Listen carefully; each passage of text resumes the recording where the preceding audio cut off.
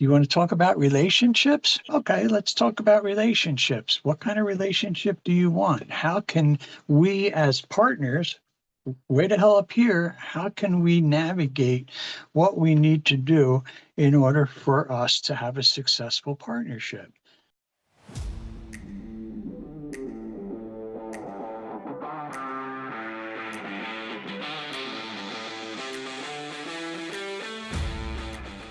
Hello, everyone, and welcome to another call. So today we have a little bit of a twist.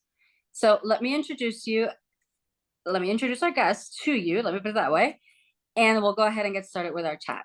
So having spent years as a relationship coach, Raymond Kopakowski noticed several shortcomings in traditional relationships, and this awareness led him to evolve his approach, meaning that now he doesn't so much focus on relationships, but on partnership. Raymond integrates universal messages that come to him as a channel, which he believes are insights that he is receiving and inspired by the universe itself. Furthermore, he believes that as we redefine communication, trust, and connectivity, humanity will take another much needed step towards adulting. And today, he's joining us to converse about what he sees different in partnership versus relationship, if there's a difference, and how we can learn to adapt his channeling to our own world. Raymond, thank you so much for joining us. Welcome to the call. Oh, absolutely. My pleasure. Thanks. Thanks for the opportunity too. I know. Of course. And Yeah. I love that whole aspect of you were working with relationships, then you had this awareness to, deal more with the partnerships. But even before we get that, how did this all even get started? Why did you start working with relationships? What's a little bit of background on you? Well, background is that let me see here. Um, I don't know how far back to go. I mean, I can go all the way back and give you a quick run through. I was born drunk. My mother was lesbian, and she was raped by a bunch of guys, and she gave me up for adoption, and she hated me, and she tried to kill me, and nothing worked. I went into show businesses at 9 years old. I sung for the Lyric Opera Company in Philadelphia. I sung for the subsidiary of the Metropolitan Opera Company. I danced with the Philadelphia Ballet Company. I toured with a bunch of different people. I did some shows with Carol Burnett. I had a band that was the warm-up band for Miles Davis, on and on and on. I replaced Jim Croce in the band and did some off-Broadway shows and that kind of stuff, and all of which ended up in me being a bona fide alcoholic and drug addict. And so in 1984, I got sober. I was always the kind of person that people just liked me and they brought me in, no matter what the situation was. And I found myself I connected with this woman who was a very big coke dealer in California, and I think I smoked a boxcar worth of coke with her, and I ended up having seizures. I smashed into a plate glass window in Brentwood in California, and eventually she asked me to leave because she was afraid that something would happen to me and it would come back to her. So I went to I was on the streets. I didn't have any place to go, and somebody told me, if you go to this place down the street here, they'll give you coffee and cookies. And it was AA, it was the AA program. And I went and I stayed, And I didn't stay because I thought I was an alcoholic or a drug addict. I was pretty sure I wasn't, but they did have good cookies, and that kept me going. There's a period there that I just lucked out. It's always been this way with me. It's just the right people at the right time saying the right things, keeping me going, protecting me from really going down under. And the same thing happened here. I had about 2 years worth of sobriety. This is 1984 when I got sober. So I'm 41 years sober now, I guess, something like that. But I had a couple of years of sobriety, and my sponsor at the time said, you need to start sponsoring other people. You need to get out of your head. and out of this pity thing that you had. And I never saw it as pity, but I did know that everything that I ever did was I did it so that you would love me. I did it so that you would care for me. It was always, if I sing, will you let me stay here? If I dance well, will you keep me? And this type of thing. And that's been the modus operandi of my existence, has always been that way. When I started working with people in AA, I realized that I really did like this. And I also realized that everything else that I had ever done, I couldn't have said, I really do like this. I never connected with it. I never studied music. I never really committed myself to be a dancer, like other people do.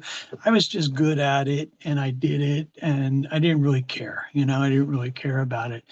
And it was entirely connected to, if I dance, will you keep me? Will you love me? So, uh, so I started to really like sponsoring people, and this was some of the first times that I really remember hearing the voices and feeling a connection from outside. I felt like I was saying things. A lot of times I was saying things that I would step away at the end of it and go, wow, where did that come from? How did that happen? Well, I don't have that information. And I was, I was happy that it was coming, but, I also knew that, there's no reason that I should know these things. I don't read. I can read well, I know the big words and all that stuff, but the comprehension, like the next day, I don't remember anything that I read. I have nothing. Now, that stuff is still there. It's just not in a part of my brain that I can access it, and say, yeah, I read this or I did that. So I didn't read. I just flat out didn't read. It was embarrassing and it was a waste of time to me. So all the information that I have, everything that I have in the book, I've got a couple books now that are going, and all of this stuff was absolutely channeled. 100% of it was channeled because, like I said, there's no reason for me to have this information. Now, the one thing about channeling is that I was at a group recently, and this woman was talking about channeling, and the way that she was sounding about it, it was sort of like, as a channel, somebody who channels will draw in one of these archangels. They'll call in Archangel Michael or Ezekiel or something like that, and they can talk to them. I'm not that kind of channel. I'm more of a funnel. I'm more of I stand there and the information just comes to me, and I have any control. I don't ask about who it is. I don't ask, where it's coming from. I'm just there and I open up and I leave a good space for it to work through me, and it has never failed me. So one day, me and my honey, when we went out and we went to this, it was a reading kind of thing, and there was a woman there. She was a medium and a channel, and when we came back, my honey asked me. She goes, "Who is it that you channel?" I, I don't know. I never asked. I don't care. I just do. She said, "Why don't you ask?" And I said, "Yeah, okay. Next time it happens, I'll see what happens." And so, because the information that I get it's really, really incredible. It's always on the other side of a question. It's always on the other side of an answer, and it's always deeper than I could ever come up with. And I don't know if other people get it, but I hope other people get it. I hope I'm not the only one out there that gets this kind of stuff.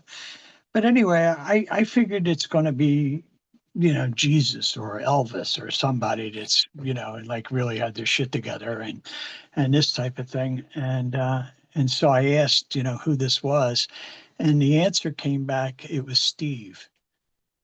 And I was like, Steve? How do I get a Steve? Everybody else gets all these cool people, and I get Steve. What the hell? Are you kidding me? Come on. And I can feel the energy when the energy's in the room, and I know that the channeling part of it has started. It's sort of it sort of looks like somebody's grabbing the air and giving it a little twist. It sort of looks like there's a kind of thing in the energy field, and I know that that's probably meant for me to go to back off and all this stuff, and so I do. I stay out of the way because I have a deep fear, knowing that it's not me, being 100% sure that it's not me. I feel like if I ever took credit for it, that they would cut me off. You know, Okay. yeah, I just feel like they go, "Oh, okay, hot shot, go ahead and see how well you do without us, and so I'm like, okay.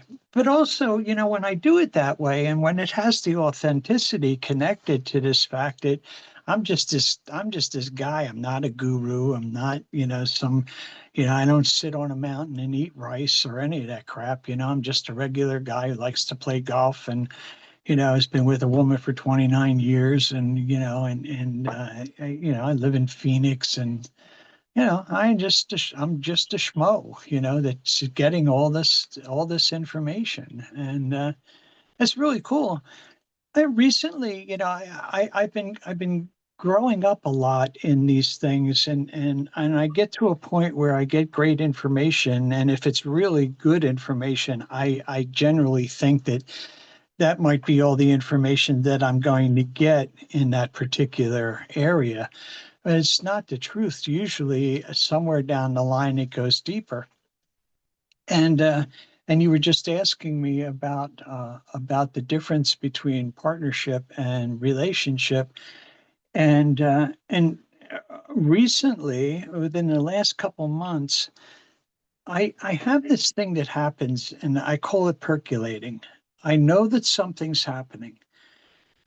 I know that I'm going to get information somehow. I can feel it. I can feel, like sometimes it's an uneasiness because I trust that it's going to happen, but I'm still, I got a big ego. I think I'm really cute, and I'm 75, and that's stupid stuff I think about.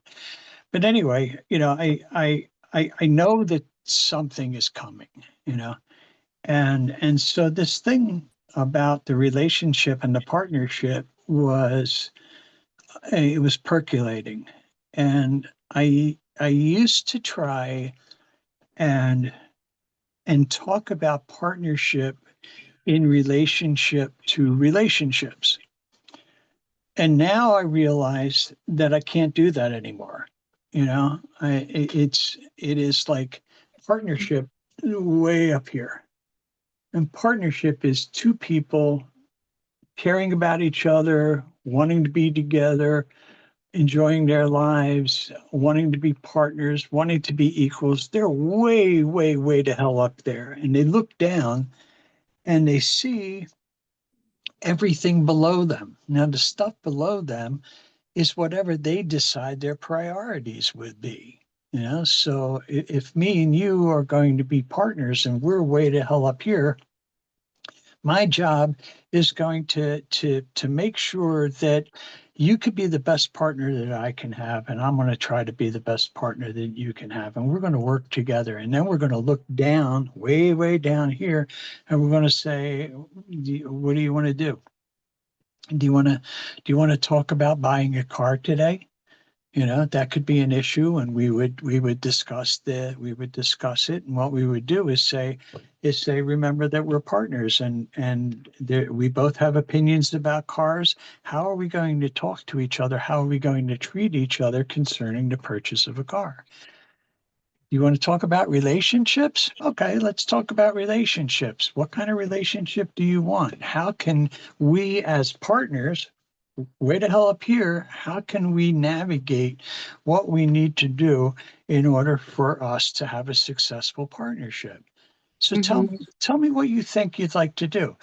Your partner might say, she may say, well, I always wanted to really, I wanted to be a stay-at-home mom. And you go, oh, okay. So if you're going to be a stay-at-home mom, then what do we need to know within the partnership, within the area of the partnership that's going to protect your interests in being a stay-at-home mom?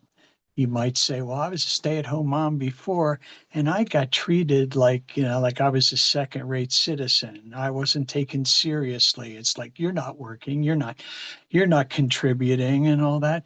As a partner, I would want to know those things so that I can take care of those things so that you being a stay-at-home mom, you're honored, you're respected, all the things that you need to know and need to feel to be as good a stay-at-home mom as you can possibly be, I know about so that I can help you be that.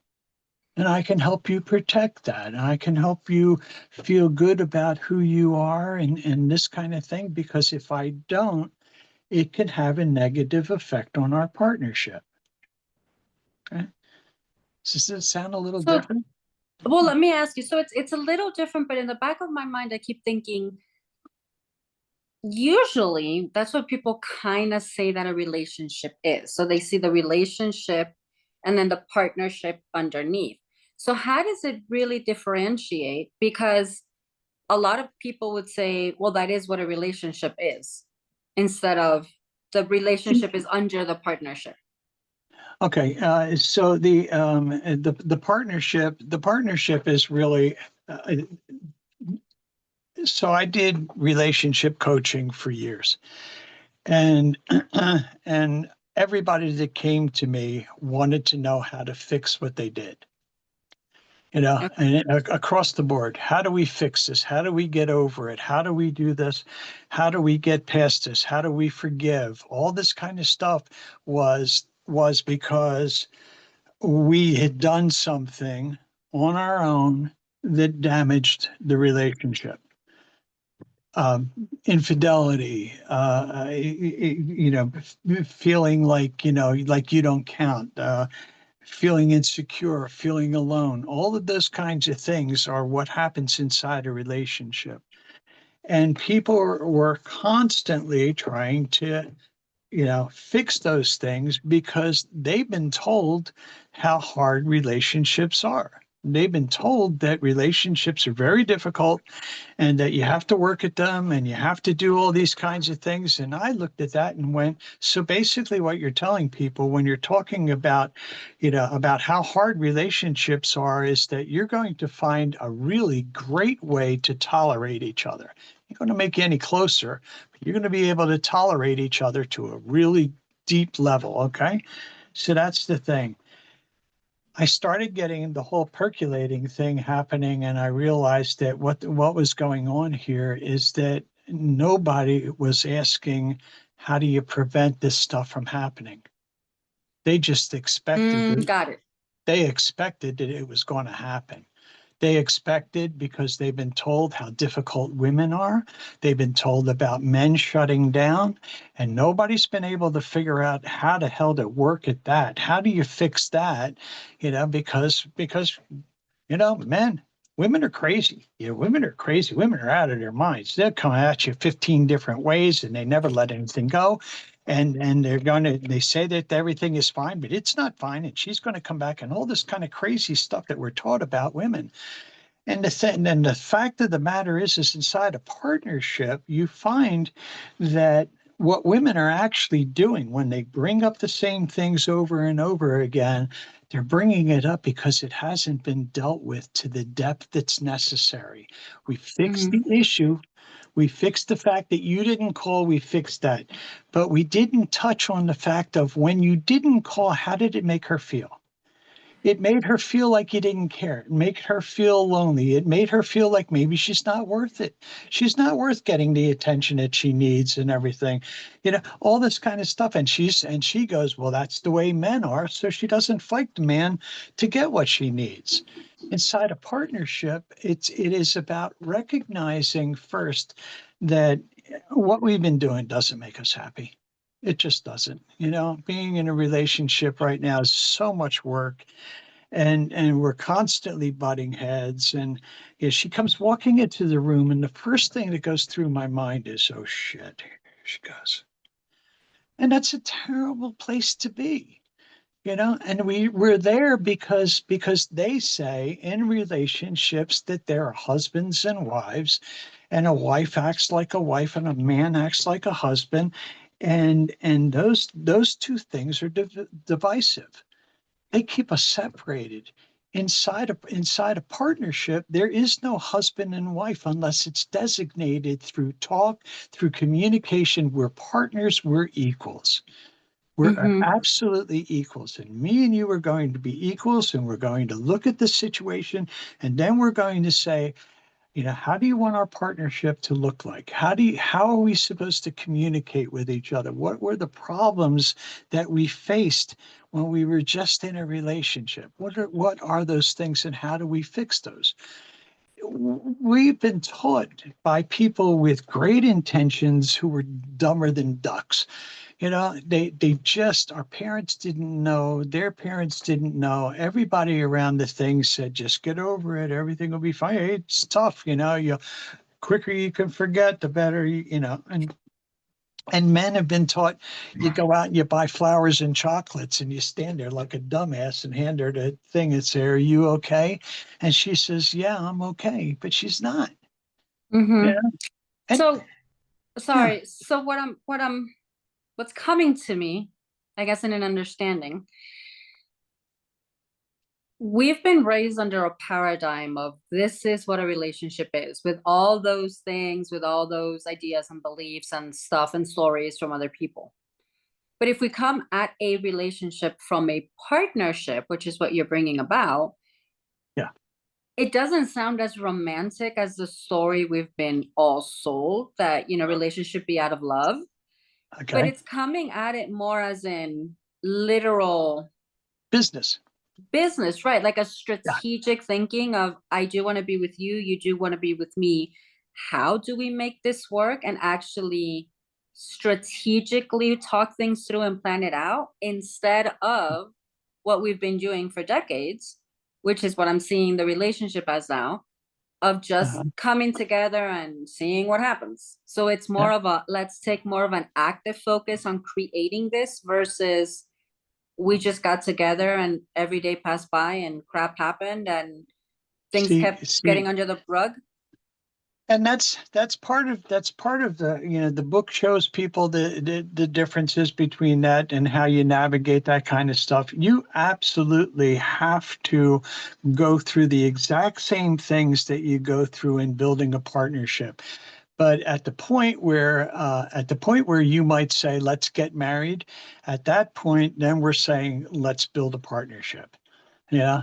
So we love each other. We care about each other. We have a great time together. The sex is phenomenal. We're getting along. There's a lot in common. We really, really do like each other, and all this stuff. And then, so the question would be at that point, after a period of time. Now, that also includes, this is something different than in relationships, because I tell people that if you're going to do this kind of thing, what you really need to do is you need to write out, or to keep some kind of record of what it is about this person that you value. You know, I love her. I think she's great. She's beautiful, and I love spending my time at her. But what is it about her that I value? And the reason that you do this now in therapy, they say, well, write those things down and show each other. And I don't say that. I say, go ahead and write those things down, get a great list together about what it is that you value about each other, so that when time comes, you don't put the relationship and the partnership at risk, because you know what it is that you're putting at risk. So it starts to move that way. But you absolutely have to have the warm fuzzies. You absolutely have to have something. It is not a business in that respect. In order for it to be that, you have to go, we're okay, we love each other, we do, you love me, I love you, okay, let's take it off the table.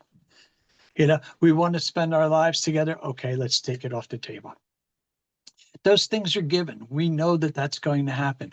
The partnership is meant to protect those things. That's what the partnership Okay. is. Okay. So I you love that. still get So you still get your flowers and chocolate. So, We still want flowers and chocolate. I know.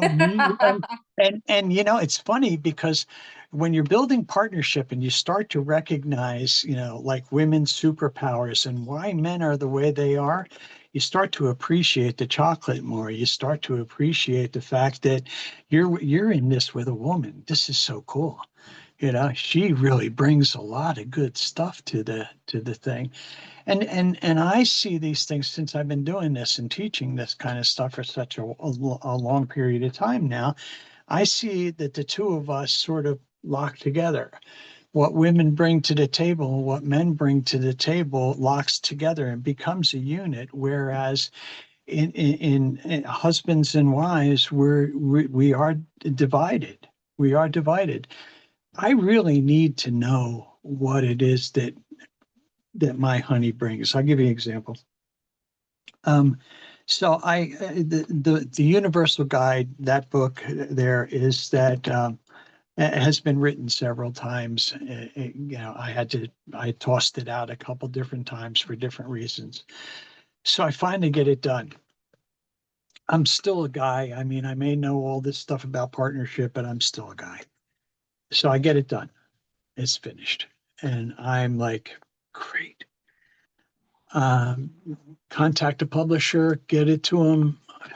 Hallelujah, I'm done. She comes walking in a room and she says, "Let me read it one more time." And I went,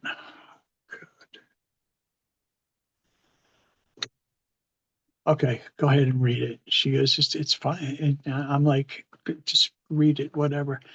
And she probably got about 4 or 5 pages. And she said, "Is this what you meant?" And I looked at it and I went, "Yeah, that's what I meant." She said, "Read it again." I read it again and I went, "No, that's not what I meant." You know, and she sees things because she's a woman, because of all that stuff that she brings and all the different angles that she looks at things and the other things that are important. She doesn't give a shit about the end result. She cares as a woman, she cares that the whole thing is right.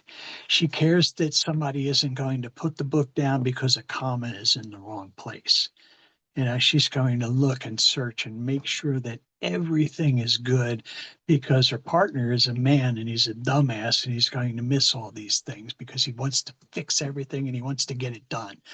You know, and if I give her that opportunity, if I make it so that that works for her, she does such a great job at all that stuff. And then we get to put out a book that is fantastic. She will never put her name on it, but it's always there.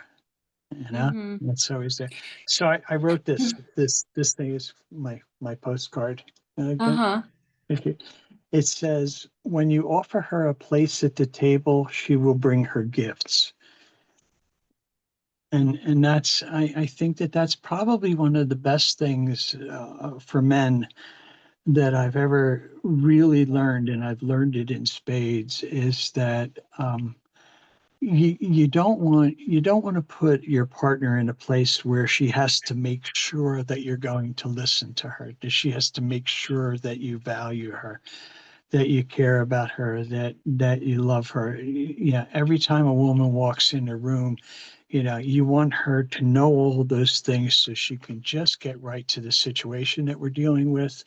And that's what I want. You know, I want her to feel like she's my equal, like I do appreciate the things that she brings. You And I know? love that you said that because it's kind of like in the partnership, it's that she's supporting you, you're supporting her, Yeah. being out the best for both of you, helping the other one along. When in Yep. a relationship, it's more looked at it as in those are the things you need to deal with, and these are the things I need to deal with, and then together we make a whole. So it's kind Yeah. of like it's not really dividing responsibilities. It's literally supporting the partners, everything that Well, they do, regardless of what it is. but the thing that is important here is that you're doing all this kind of stuff for very selfish reasons. You want to make sure that at the end of the day, you're going to get your happiness out of this. The book, you saw the book? Yeah. Yeah, I The saw it book. last time, but yeah, a little bit Okay. this way. Yeah, there we go. Okay, so the book, Uh-huh. where the hell is it? Okay. There you go. Universal It's a, Guide to a Healthy Selfish Partnership. yeah, relationship is crossed out and partnership Mm-hmm. is there. Healthy selfishness is something that is extremely important because what I want to do is I want to be happy. And so if I want to be happy with you, I have got to treat you well. I've got to listen to you. I've got to be connected to you. I have to be very aware. I've got to be focused on you. I want to make you the best partner that I can possibly have, because if you feel loved and you feel cared for, then you're not going to be a pain in the ass. You're going to be there with me, and you want to do the same thing with me. And so it's not in a relationship, people are focused on themselves and trying to talk to the other person to get what it is that they want and what they need so that they can feel happy. This Right. is reversed. This is I'm going to focus on you and you're going to focus on me, and I'm going to work as hard as I can to understand, to have your back when you're being confronted with something that is a fear of yours. I want to be there. I want to help you out with these things. I want you to succeed. I want you to progress in any way you can possibly do. Drinking too much water. I want you to progress in all this stuff, so that we can have a successful partnership and Right. then we can be happy. Now, Right. now recently it's come to mind that I knew that this was going to happen, but I wasn't sure about when. I thought it was going to be further down the line. But I recognize now in the atmosphere that we're dealing with right now, that this idea about happiness also is extremely good, and it's set up for partnership right now between people that love each other. It's also set up so that you can use the same things that you learn building a partnership. You can do that at work. You can do that, Mm-hmm. anything is, I got to figure out how to become happy at work. So this is what I need to do, and maybe it's going to be an understanding that I've got to leave, or maybe there's whatever it is that you're going to find out, but you focus on that because the whole idea about living is for you to be happy. You know, Mm-hmm. so so now I'm starting to realize that what this message is about on a much larger scale is walking out of your door and saying, "Hi, how you doing today?" Right. and meaning it, Right. to everybody, and Mm-hmm. connecting with everybody out there, because we really do Mm-hmm. need it. Right. We really do need it. So, Right. you And I know, love that because that's kind of like the part of spirituality of oneness, of wholeness. It starts like I love the fact that you're doing it with relationships and partnerships in that sense, because it does start at home. And usually yeah. many of us do have that at home. You're happy at home, you're happy with this, why not do that with the people you work with the everyday life, with everybody, because you also expand that. And my whole thing is about creating expansion and sharing all this line and information. And we don't have to go around teaching people, but if we go around being that way, Yeah. you Yeah. know, by our actions, people pick up on it and they're like, oh, she's happy or this or that, or they're good. And, or look at their relationship and how amazing is that. And we start having that change in the world of having everybody be happier. Cause I agree. I think life is meant for us to be happy. We're the ones that become in our humanness and screw it all up and get in our heads and get into problems and separation and blame and, like all those things. But if, yeah, we can take this level. But let me actually take a step back because I know we're kind of running out of time and I love what we're talking about, but I have a few questions for you. Sure. So when you said you channel Steve, has Yeah. Steve Steve. Yeah. ever has he ever literally told you like he's your higher self, he's you, he's somebody else, he's a collection, or did he probably just give you a name to just throw out a name? I'm curious. They say I got the name Steve. I got the name Steve in the same way that I will get, like words in my mind. When I'm working with somebody, there'll be a word that leads me into a sentence and this kind of thing, and so and sometimes this is the first time that I really noticed that um, that the energy was sort of jiggling around, and I got a feeling that they were making fun of me or something. It was laughing. Um, I think sometimes that some of the things that we see, and like me with Steve, makes it more palatable for us to understand it. It's Right. uh, I had somebody recently, I had spoken at this place. I did a lecture a couple of weeks ago, and I went back there because I liked a group of people. And one of the people there said, I heard this term the other day, and I thought it was a really good term, and I've never heard it before, and it was universal channel. And I'm sitting there and going, wow, this is cool. It's like somebody picked up on something I said. And he said that universal channels seem to negate the need for all the other things that we use, the tools that we use. It's just a very simple way of saying we're in the universe, we're part of the universe. All the information is there. Just shut up and use it, you dumbass, you. And so I recognized that, and I thought, I thought about Steve, and I like having Steve around, and it's funny to be able to say it and tell the whole story, and it also is, it validates, somehow it validates the universe giving me the information. But I do believe that the reason that the information is out there right now is not because it's actually because of everybody's needs. Hmm. Every people are tired. They want to be loved. They want to be connected. They want to have, they want to have nice lives. They want to be happy, and enough of them want to do that. And piecemeal, the answers come. At piecemeal, the answers are in the universe. They are connected somehow, I would imagine. And I just happen to be one of the people that's filtering it. Yeah. And that's kind of, you just kind of validated what I was thinking in the back of my mind. Because when they answer Steve, it's kind of like it doesn't matter. We don't have a name. It doesn't really matter, but your human mind has a question here. Here's an answer, but it doesn't really matter. And Yeah, at the same time, I'm saying that because obviously through this channel and through my line of work, I meet a lot of channels and mediums, and I'm not giving more brownie points to some and less to others for the following comment I'm going to say, yeah, because of the fact that we're all human. We all have an ego, we all have a thinking mind, and we all get in our head. And I've noticed that there's some people that sometimes are like, oh, I channel so and so, and I channel so. It doesn't matter. It all comes from universal truth. So yeah, that's exactly what you were saying. It's kind of like in my mind, because I channel, but I channel through writing.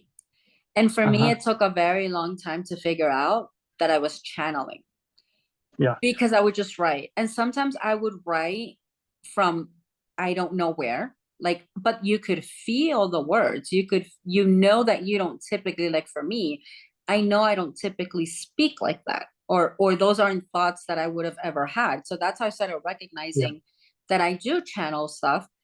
And then at other points, I do channel a different energy and even a different way of talking, which could be a totally different show, because obviously I'm bilingual. I'm Hispanic, so I'm bilingual. And sometimes I mhm, will write in Spanish with words I have no idea, that I actually have to like go Google because I don't speak like that. And it's like, okay, that was an old Spanish word that God knows where that came from. Like that was definitely not me.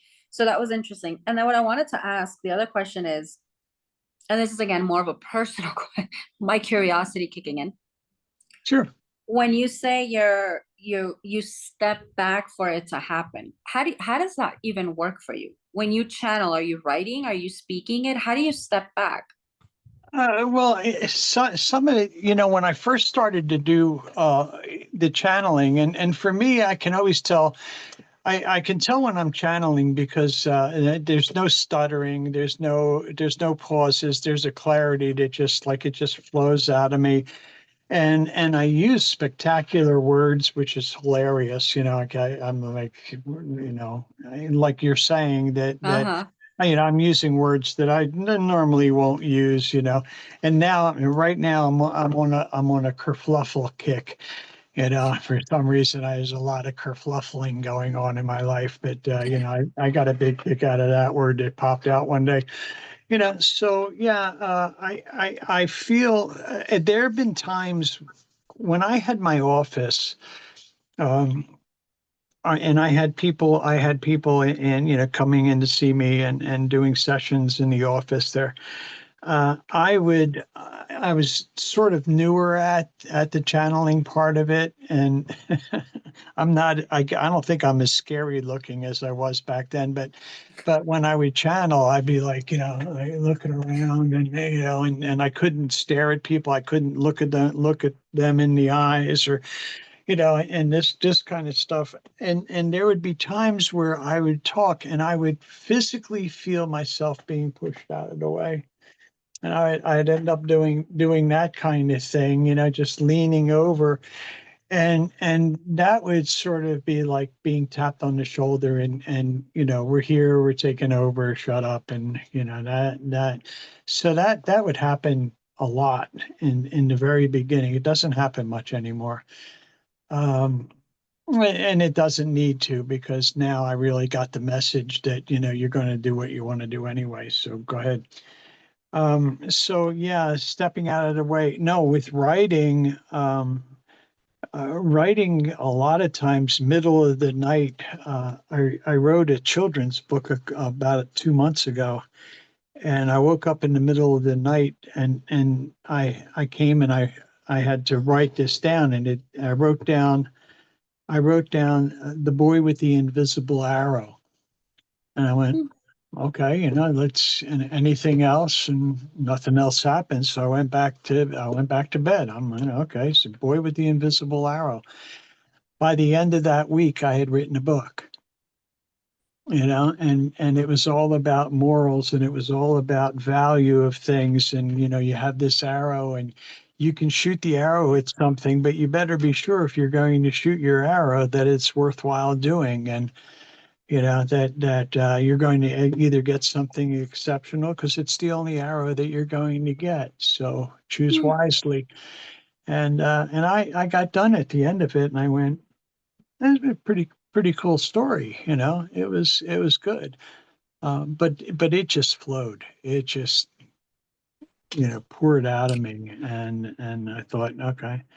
And I thought somebody told me that in order to really start to sell books, you needed to have at least 3 books. Said okay, I'll try that, and I'm trying to get 3 books out there. Okay, well, that's wonderful. Okay, I know we're running out of time. Thank you so much. So, Raymond, where can people, I'll put it in the show notes, but where do people reach out to you to learn more of how to work with you, follow your partnership, the distinction, and just Sure. connect with you? Yeah, well, the best thing to do, I am taking clients, and if you mention this program here, this podcast, I'll give you 15%, or Yes. off of a first session or something like that. But if you're interested in working with me, go to ray.innerpower@gmail.com. That's Ray, RAY .inner, INNER POWER @gmail.com. Or you can check out my website. My website is innerpowerinsights.com. You can do that. My book is available Amazon, Book Locker. It's going to Perfect. be on Books By shortly, but Universal Guide to a Healthy Selfish Relationship/Partnership. And I'd be glad to talk to anybody and see what we can do, help you out. Perfect. Thank you so much for your time, for your wisdom, and literally for what you're doing. Everything that Angelica, we do. yeah, and thank you. Thanks for having me on. I knew it was going to be fun with you, and Great. it's very cool. Good luck Thank, with the podcast. thank you. And say hi to Steve for us. Okay, I'll let him know. Okay. All right, everybody. Nice to. Bye-bye. Yeah, he said you're cute. He said you're Oh, cute. I said, yeah. oh, Well, okay. he knows what to say exactly. Yeah, he's got me trained. He's trained too. All right. right, everyone. Bye-bye. Bye now. Thank you for watching until the end. My question to you is, what is the one thing that you have learned from today's video that you can apply exactly today? Go ahead and hit that subscribe button and go catch our next video.